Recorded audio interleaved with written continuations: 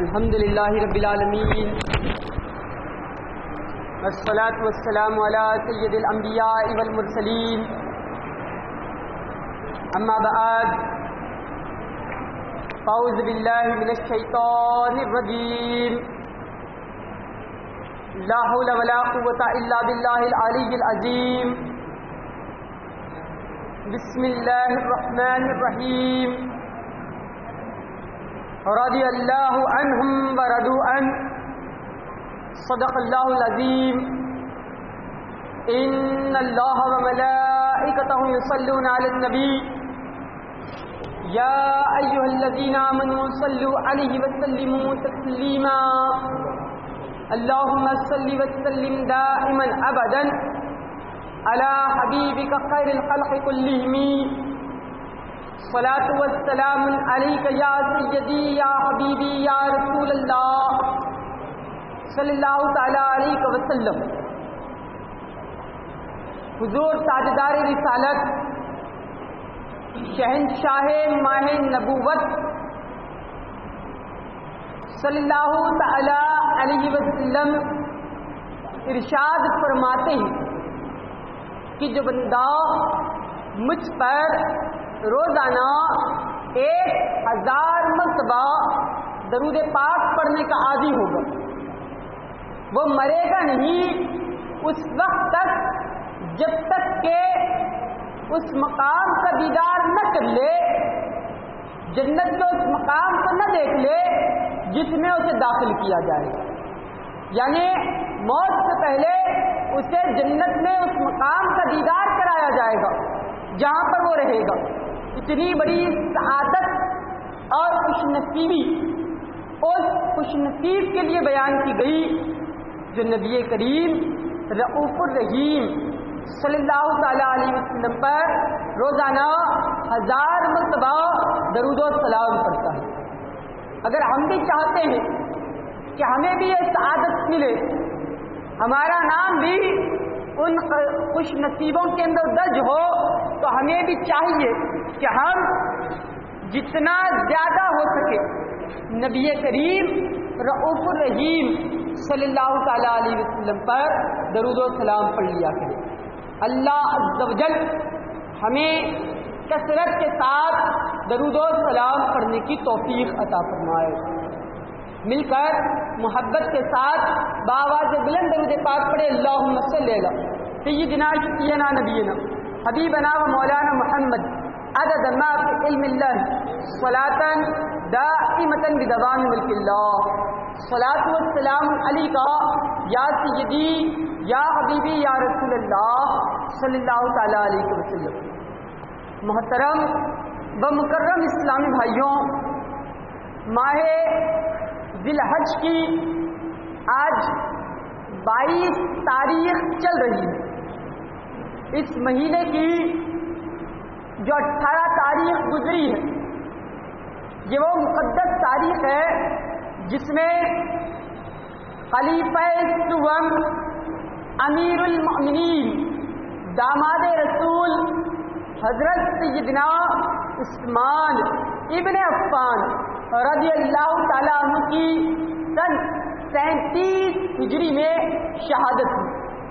پیارے اور محترم اسلامی بھائیوں، آپ ہی کے تعلق سے کچھ عرض کرنے کی کوشش کروں گا۔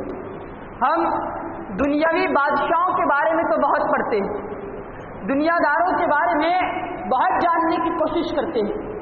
یہ وہ ہیں جو نبی کریم صلی اللہ تعالی علیہ وسلم کے جگمگاتے ہوئے ستارے ہیں۔ ان کی زندگیاں کیسی تھی، ان کا مقام اور مرتبہ اللہ نے کتنا بلند کیا تھا، یہ بھی ہمیں معلوم ہونا چاہیے۔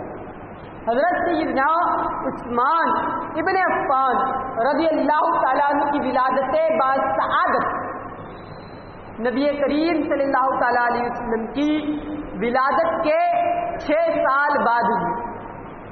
آپ مکہ مکرمہ میں پیدا ہوئے اور والد گرامی کی طرف سے آپ کا سلسلہ 5 پشت میں جا کر نبی کریم صلی اللہ تعالیٰ علیہ وسلم کی اوپر کی پشت میں جا کر ملتا ہے، اور آپ کی جو نانی تھی وہ نبی کریم صلی اللہ تعالیٰ علیہ وسلم کی خاص پھوپھی جان ہوئی کہ حضرت سیدنا عبداللہ رضی اللہ تعالیٰ عنہ جو آقا کریم صلی اللہ تعالیٰ علیہ وسلم کے والد ماجد ہیں، آپ اور حضرت عثمان ابن عفان کی نانی دونوں ایک ساتھ جڑواں پیدا ہوئے۔ اس لحاظ سے نبی کریم صلی اللہ تعالیٰ علیہ وسلم حضرت عثمان ابن عفان رضی اللہ تعالیٰ عنہ کے ماموں بھی ہوئے۔ پیارے اور محترم اسلامی بھائیوں، آپ کے متعلق ملتا ہے کہ آپ نے بچپن میں جب پڑھائی لکھائی کا کسی کو شوق نہ تھا، ایسے وقت میں بھی آپ علم کی طرف بہت زیادہ متوجہ تھے، اور جب عالم شباب کو پہنچے تو تجارت کے اندر آپ نے قدم رکھا، اور ایسا قدم رکھا کہ جتنوں نے حضرت عثمان غنی کی سیرت پر کچھ لکھا ہے، سب کا یہ اجماع ہے کہ مکہ مکرمہ میں آپ سے زیادہ رئیس اور کوئی تاجر نہ تھے، اتنے زیادہ آپ کامیاب تاجر تھے۔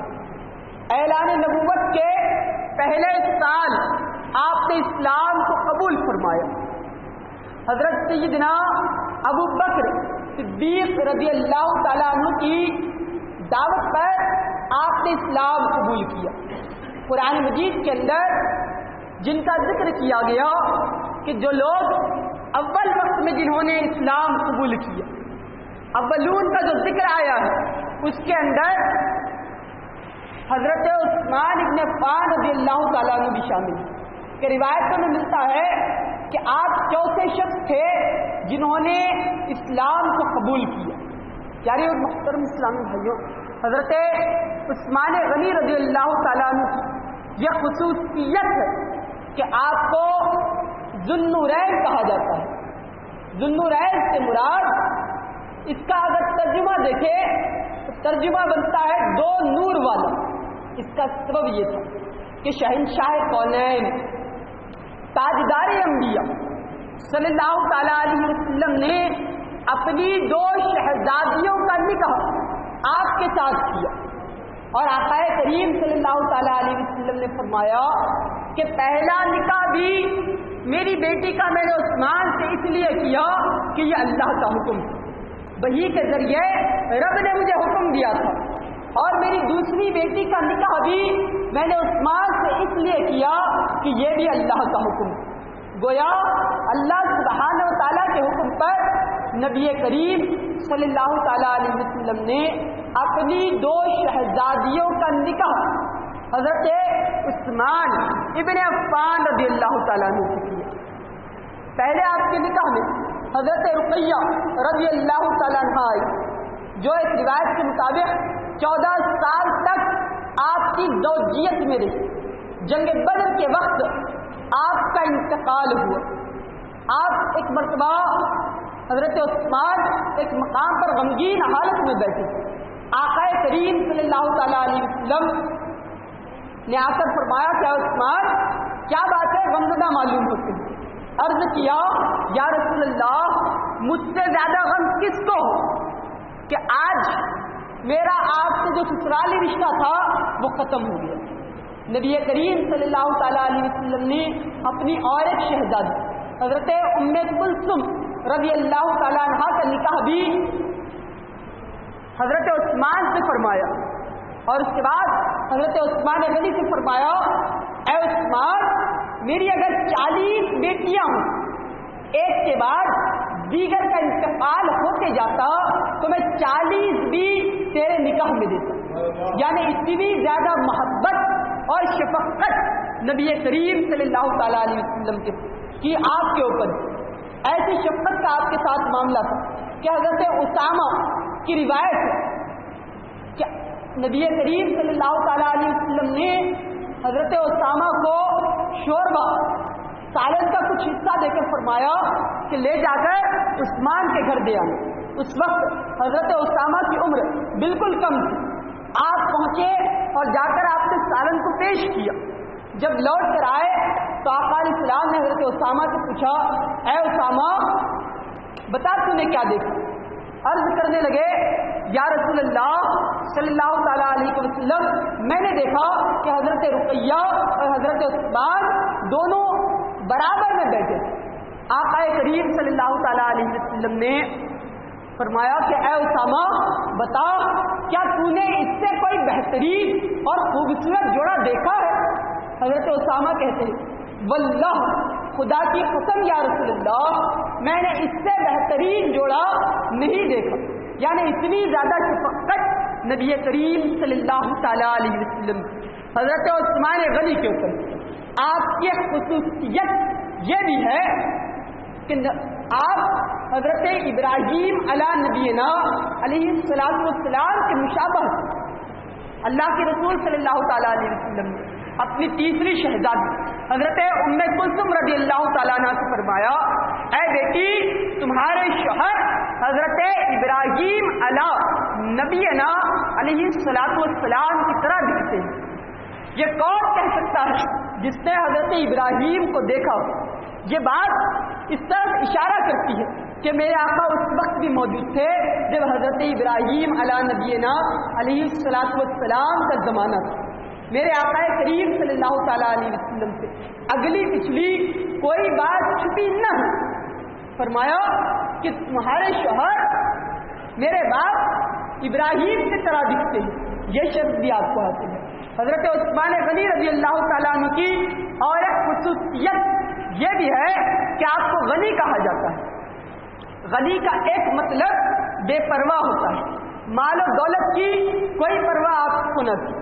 اللہ نے بہت زیادہ آپ کو مال عطا کیا تھا اور آپ کا معاملہ یہ تھا کہ بہت زیادہ آپ اسے راہ خدا میں دیا تھا۔ ایک مرتبہ کے متعلق ملتا ہے کہ سائل نبی کریم صلی اللہ تعالیٰ علیہ وسلم کی خدمت بابرکت میں حاضر ہوا، عرض کرنے لگا یا رسول اللہ صلی اللہ تعالیٰ علیہ وسلم، مجھ پر قرض ہے۔ آقا کریم صلی اللہ تعالیٰ علیہ وسلم نے فرمایا کہ تم عثمان کے پاس چلے جاؤ اور جا کر کہنا کہ میں نے تمہیں بھیجا ہے۔ وہ حضرت عثمان غنی کے دروازے کے باہر سے اندر سے آواز سنی۔ حضرت عثمان اپنی زوجہ سے فرما رہے تھے کہ تم نے جو چراغ کے لیے بتی استعمال کی ہے یہ موٹی ہے، اگر تم پتلی بتی بھی استعمال کرتی تو اس کا جو روشنی ہوتی وہ ہمارے لیے کافی ہو جاتی۔ اس نے یہ خیال کیا کہ جو شخص تیل کے زیادہ خرچ ہونے پر اپنی بیوی کے سامنے ناراضگی کا اظہار کر رہا ہے وہ میری کیا مدد کرے گا۔ پھر بھی سوچا کہ مجھے اللہ کے رسول نے حکم دیا ہے، دستک دی اور اندر حاضر ہوئی۔ نبی کریم صلی اللہ تعالیٰ علیہ وسلم نے جو حکم دیا تھا اس حکم کے مطابق عرض کرنے لگے کہ اے عثمان، مجھے اللہ کے رسول نے بھیجا ہے اور مجھ پر قرض ہے، تم اس قرض کی رقم مجھے دو۔ حضرت عثمان غنی نے آپ کا ہاتھ پکڑا اور ایک میدان میں لے گئے جہاں آپ کا ایک بڑا تجارت کا قافلہ آیا ہوا ہے۔ وہ سارے کے سارے قافلے کی طرف دکھا کر کہنے لگے کہ یہ جتنا قافلہ ہے یہ سب تم لے جاؤ۔ وہ عرض کرنے لگا کہ یا رسول اللہ، مجھے اتنی مال کی ضرورت نہیں ہے۔ فرمایا میں نے تجھے دے دی، تو میرے پاس رسول کریم کا نام لے کر آیا تھا، میں نے تجھے دے دیا، اب اگر تجھے نہیں چاہیے تو تو دوسروں کو دے دے، لیکن یہ مال میں نے تو تجھے دے دیا۔ وہ اس کرنے لگا، بات سمجھ میں نہ آئی، تیل کے زیادہ خرچ ہونے پر آپ نے ناراضگی کا اظہار کیا اور یہاں پر مجھے اتنا مال دے رہے ہیں۔ کہا کہ وہ جو تیل خرچ ہو رہا تھا میری ذات پر خرچ ہو رہا تھا، اس کا جواب اللہ کی بارگاہ میں مجھے دینا تھا، اور یہ جو مال میں تجھے دے رہا ہوں اس کا جو ثواب قیامت کے دن اللہ کی بارگاہ سے لینا ہے۔ کیا سوچ اور کیا فکر حضرت عثمان غنی کی تھی، حضرت عثمان غنی رضی اللہ تعالیٰ عنہ کی۔ اور ایک خصوصیت یہ بھی ہے کہ آپ کو جامع القرآن کہا جاتا ہے، قرآن کو آپ جمع کرنے والے ہیں۔ آپ کے دور میں اسلام عرب سے عجم تک پہنچا، جس میں فارسی لوگ اور یہود و نصارہ بھی اسلام قبول کرنے لگے۔ ہوا یوں کہ قرآن مجید کو 7 سیرتوں میں پڑھا جانے لگا، جس سے اس کے معنی بدلنے کے اندیشے تھے۔ حضرت عثمان غنی نے پوری امت کو ایک قرآن مجید کے اوپر جمع کیا۔ یہ آپ کی فضیلت، یہ آپ کا شرف ہے۔ علماء فرماتے ہیں کہ یہ کارنامہ اگر حضرت عثمان غنی نہ کرتے تو پھر قیامت تک پوری امت ایک قرآن کے اوپر متفق نہ ہوتی اور بے شمار فتنے اور فساد یہ برپا ہوتے. حضرت عثمان غنی رضی اللہ تعالیٰ عنہ کی ایک خصوصیت یہ بھی ہے کہ آپ شرم و حیا سے کہہ کر نبی کریم صلی اللہ تعالیٰ علیہ وسلم ایک مرتبہ اپنے کاشیانہ اقدس مسجد پر جلوہ فرما تھے. آنے والے نے آ کر دستک دی, پوچھا کون؟ عرض کیا ابو بکر. حکم دیا اندر آ جاؤ. وہ آئے, کچھ دیر گفتگو کی اور چلے گئے. پھر فاروق اعظم آئے, انہوں نے بھی گفتگو کی اور چلے گئے. جب تیسری مرتبہ دستک ہوئی, پوچھا کون؟ عرض کیا عثمان. میرے آقا کریم صلی اللہ تعالیٰ علیہ وسلم تہبند شریف باندھا کرتے تھے. آپ کی پنڈلی مبارک پر جو تہبند کا کپڑا تھا آقا علیہ السلام نے اسے مزید درست کیا اور اس کے بعد آنے کی اجازت دی. وہ اندر آئے, کچھ دیر بیٹھ کر ملاقات کی اور پھر چلے گئے. حضرت عائشہ اس کرنے لگی, یا رسول اللہ میرے بابا جان آئے, آپ نے اہتمام نہیں کیا. فاروق اعظم آئے, آپ نے اہتمام نہیں کیا. کیا وجہ ہے کہ عثمان کے آنے پر آپ نے اہتمام فرمایا؟ ارشاد فرمایا, اے عائشہ اس سے میں کیسے نہ حیا کروں جس سے آسمان کے فرشتے بھی حیا کرتے ہیں. آپ کے متعلق ملتا ہے کہ کبھی آپ غسل خانے کے اندر بھی برہنہ نہیں ہوئے, یعنی ہمیشہ آپ کے اگر غسل بھی آپ کرتے تو ناک سے لے کے گھٹنے کے نیچے تک آپ کے جسم پر کپڑا ہو. بہت زیادہ شرم و حیا کے آپ طے کرتے. آپ کی خصوصیت یہ بھی ہے کہ میرے آقا نے ارشاد فرمایا, ہر نبی کا جنت میں ایک ساتھی ہوتا ہے اور میرا جنت کا ساتھی عثمان. عثمان غنی رضی اللہ تعالیٰ عنہ کی یہ فضیلت اور یہ شرف ہے. میدان حجۃ الوداع کے موقع پر میدان عرفات میں نبی کریم صلی اللہ تعالیٰ علیہ وسلم نے جو خطبہ دیا اس میں یہ بھی ارشاد فرمایا کہ میں ابو بکر سے راضی ہوں, میں عمر سے راضی ہوں, میں عثمان سے راضی ہوں, میں علی سے راضی ہوں. یہ صحابہ ایسے ہیں جن سے راضی ہونے کی طرح رسول کریم صلی اللہ علیہ وسلم نے حجۃ الوداع کے موقع پر دی. اور قرآن مجید میں اللہ تعالیٰ نے ارشاد فرمایا کہ وہ اللہ سے راضی ہے اور اللہ ان سے راضی ہے, اور یہ منصب انہیں ملا کرتا ہے جو اپنے رب سے ڈرتے ہیں. اور بے شمار خصوصیت اور فضائل حضرت سیدنا عثمان ابن عفان رضی اللہ تعالیٰ عنہ کے ملتے ہیں. محترم اور پیارے اسلامی بھائیوں, یہ صحابہ اکرام وہ ہیں جنہوں نے مذہب اسلام کے خاطر, دین اسلام کی خاطر بے شمار قربانیاں دی. آپ بہت زیادہ نرم دل تھے, اتنا زیادہ آپ کا دل نرم تھا کہ جب کسی قبرستان یا قبر کے پاس سے گزرتے تو آپ اتنا روتے کہ آپ کی داڑھی مبارک گیلی ہو جاتی. لوگوں نے عرض کیا, یا امیر المومنین کیا وجہ ہے؟ فرمایا قبر آخرت کی منزلوں میں پہلی منزل, جو یہاں کامیاب ہوا آگے اس کے لیے کامیابی. یہ کون کہہ رہے ہیں جنہوں نے 3 مرتبہ نبی کریم صلی اللہ تعالیٰ علیہ وسلم سے جنت کو خریدا. جب مکے سے مدینہ ہجرت کی تو بحر روما خرید کر دیا اور جنت کی بشارت حاصل کی. مسجد نبوی کا جب توسیع کا معاملہ تھا تو اس وقت آپ نے زمین خرید کر دی اور جنت کی بشارت حاصل کی. جنگ تبوک کے موقع پر مال پیش کیا اور جنت کی بشارت حاصل کی. اتنا بڑا مقام مرتبہ ہونے کے باوجود رب کا اتنا خوف, اللہ اللہ, یہ مرتبہ, یہ فضیلت صحابہ اکرام علیہم الرضوان کی. اور بھی آپ کے متعلق بے شمار چیزیں روایتوں کے اندر ملتی ہیں, آپ کی سیرت کے متعلق, آپ کے حالات کے متعلق. المختصر یعنی محترم اسلامی بھائیوں, یہ مسلمانوں کے تیسرے خلیفہ ہیں جن کے ہاتھ پر خود حضرت علی رضی اللہ تعالیٰ عنہ نے بھی بیعت فرمائی. یعنی محترم اسلامی بھائیوں, آپ کو مدینہ منورہ میں بلواریوں نے گھیر لیا اور 18 ذی الحج کو پیچھے کے راستے سے آپ کے گھر کے اندر داخل ہوئے. داخل ہو کر آپ کو شہید کیا. آپ کو جب شہید کیا گیا اس وقت آپ قرآن مجید کی تلاوت کر رہے تھے. کیا معاملہ تھا؟ آج ہمارے گھروں میں جو قرآن مجید ہوتا ہے ہم اسے سالوں تک نہیں پڑھتے, 15-20 سال کے بعد بھی اس کے اوراق نئے نظر آتے ہیں. اور حضرت عثمان غنی کی شان میں یہ ملتا ہے کہ جو قرآن مجید آپ پڑھتے تھے اس کے اوراق ٹوٹ چکے تھے, بوسیدہ ہو کر ٹوٹ چکے تھے, اتنا زیادہ آپ قرآن مجید کو پڑھا کرتے تھے. آپ قرآن مجید کی تلاوت میں تھے. پیچھے سے حملہ کرنے والے آئے اور آ کر آپ کی پیشانی اقدس تک خنجر مارا جس سے خون کا فوارہ نکلا اور سورہ بقرہ کی آیتوں پر گرا. پیارے اور محترم اسلامی بھائیوں، جن کا خون میدان بدر میں گرا ان کے لیے بدر کا میدان گواہی دے گا، جن کا خون میدان احد میں گرا ان کے لیے احد کا میدان گواہی دے گا، جن کا خون کربلا کی سرزمین پر گرا ان کے لیے کربلا کی سرزمین گواہی دے گی۔ لیکن حضرت عثمان غنی کا معاملہ یہ ہے کہ آپ کی شہادت کی گواہی قرآن مجید کے اوراق دے گی۔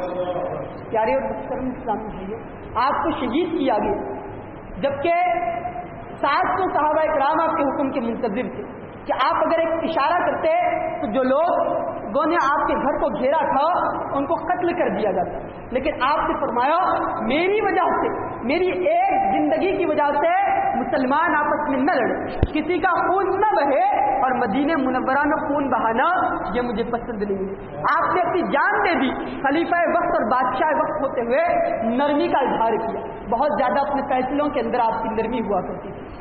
ایسی عظیم ہستی کی شہادت 18 ذی الحج کو ہوئی۔ پیارے اور محترم اسلامی بھائیوں، ہم صحابہ اکرام علیہم رضوان سے محبت کرتے ہیں، ہم ان سے عقیدت رکھتے ہیں، جہاں محبت و عقیدت ہے وہاں ان کے طریقہ اور تعلیمات کو بھی دیکھیں اور اسے اپنی زندگی کے اندر داخل کرنے کی کوشش کریں۔